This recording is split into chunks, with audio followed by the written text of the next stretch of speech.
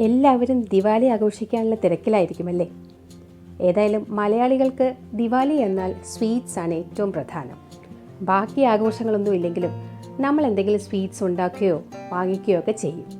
അപ്പോൾ അതിൻ്റെ ഭാഗമായിട്ട് ഞാനൊരു റവ ലഡ്ഡു ആണ് ഇന്നുണ്ടാക്കുന്നത്. വളരെ ഈസിയാണ്, ആർക്ക് വേണമെങ്കിലും വീട്ടിലുണ്ടാക്കാം. ഒന്ന് ട്രൈ ചെയ്ത് നോക്കൂ. അതിനുവേണ്ടി ഒരു 1/4 കപ്പ് നെയ്യ് ഞാൻ എടുത്ത് വെച്ചിട്ടുണ്ട്. ഇതിൽ അല്പം ആദ്യം ഒഴിച്ചു കൊടുക്കാം. നമ്മുടെ കാഷ്യൂനട്ടും കിസ്മിസും ഒക്കെ ഒന്ന് വറുത്തെടുക്കാനാണ്. 25 ഗ്രാം കാഷ്യൂനട്ടും 25 ഗ്രാം കിസ്മിസും ഒന്ന് വറുത്തെടുക്കുന്നുണ്ട്. ഇതൊക്കെ ഉള്ളതുപോലെ എടുത്താൽ മതി. രണ്ടും ഒരുമിച്ച് തന്നെയാണ് ഞാൻ ഇട്ടിരിക്കുന്നത്. കാഷ്യൂനട്ട് ഒന്ന് ലൈറ്റ് ബ്രൗൺ ആവുകയും കിസ്മിസ് നല്ലപോലെ ഒന്ന് വീർത്ത് വരികയൊക്കെ ചെയ്യും. ആ സമയത്ത് നമുക്കിത് മാറ്റാം. ഇനി ഇതിലേക്ക് തന്നെ ബാക്കി നെയ്യ് കൂടി ഒഴിച്ചു കൊടുക്കുകയാണ്. എന്നിട്ട് നമുക്ക് റവയൊന്ന് വറുത്തെടുക്കണം. ഇത് വറുത്ത റവ എന്ന് പറഞ്ഞ പാക്കറ്റിൽ കിട്ടുന്നത് തന്നെയാണ്, എന്നാലും നമുക്ക് ഒന്നുകൂടി ഒന്ന് വറുത്തെടുക്കാം. ഒരുപാട് മൂക്കണ്ട, കളറൊന്നും മാറണ്ട, ഒരു 2 മിനിറ്റ് വറുത്താൽ മതി.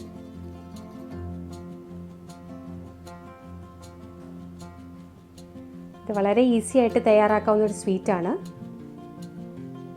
എല്ലാവരും ഒന്ന് തയ്യാറാക്കി നോക്കൂ. റവ വറുത്ത് മാറ്റിയ ശേഷം പഞ്ചസാര ഉരുക്കാം.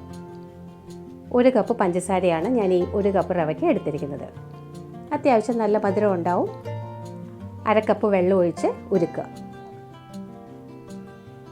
മധുരം ഇത്രയും വേണ്ടെങ്കിൽ 1/4 കപ്പിലായാലും ചെയ്യാം. എന്നാലൊരു ദിവാലി സ്വീറ്റ് അല്ലേ, അല്പം മധുരമൊക്കെ ഇരിക്കട്ടെ. ഇത് നല്ലപോലെ കൊഴുത്ത് ഒരു 1 സ്ട്രിങ് കൺസിസ്റ്റൻസി ആവും. അതാണ് അതിൻ്റെ കറക്റ്റ് പാകം.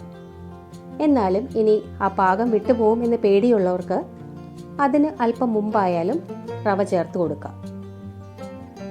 ഞാനിപ്പോൾ അങ്ങനെയാണ് ചെയ്യാൻ പോകുന്നത്. 1 സ്ട്രിങ് കൺസിസ്റ്റൻസി ആയിട്ടില്ല, എന്നാലും റവ ഇട്ട് കൊടുക്കുകയാണ്. അല്പസമയം കൂടുതൽ ഇളക്കേണ്ടി വരും എന്നുള്ളത് മാത്രമേ ഉള്ളൂ. വേറെ കുഴപ്പമൊന്നും വരില്ല. നല്ലപോലെ ഇളക്കി കൊടുക്കാം. അതിൻ്റെ കൂടെ നമുക്ക് ഈ വറുത്ത് വെച്ച കാഷ്യൂനട്ടും കിസ്മിസും ഒക്കെ ഇട്ട് കൊടുക്കാം. ഒരല്പം ഏലക്കാപ്പൊടി കൂടി ചേർക്കുന്നത് നല്ലതാണ്. നല്ലൊരു ഫ്ലേവറൊക്കെ വരട്ടെ. ഇനി ഇത് ഇങ്ങനെ കൈവിടാതെ ഇളക്കിക്കൊണ്ടിരിക്കുക. നല്ല കട്ടിയായി വരുന്നുണ്ട്. ഇത്രയും കട്ടിയാകുമ്പോൾ നമുക്ക് ഓഫ് ചെയ്യാം. ഇനി ഇരുന്ന് തന്നെ നല്ലോണം ഒന്ന് ആറി വരുമ്പോൾ കുറച്ചുകൂടി കട്ടിയാവും. കണ്ടോ, ഇതുപോലെ ആവും.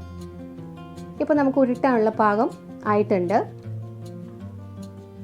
ഈസി ആയിട്ട് ഉരുട്ടിയെടുക്കാം.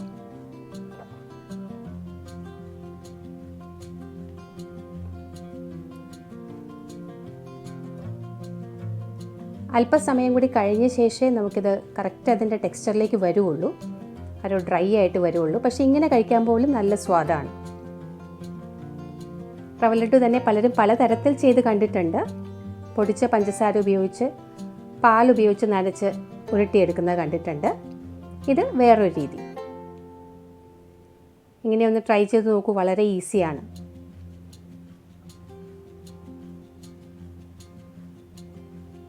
ഉരുട്ടുന്ന സമയത്ത് വലിയ ചൂട് വേണമെന്നൊന്നുമില്ല. നല്ലപോലെ തണുത്ത ശേഷവും നമുക്ക് ഉരുട്ടാൻ പറ്റും. ഇത്രയും മാവിൽ നിന്ന് എനിക്ക് 11 റവ ലഡ്ഡു കിട്ടിയിട്ടുണ്ട്. വളരെ ടേസ്റ്റി ആയിട്ടുള്ള ഈ റവ ലഡ്ഡു നിങ്ങളും ഉണ്ടാക്കി നോക്കൂ. ഈ ദിവാലി ആഘോഷത്തിൻ്റെ ഭാഗമാകൂ. അപ്പോൾ എല്ലാവർക്കും ഹാപ്പി ദിവാലി.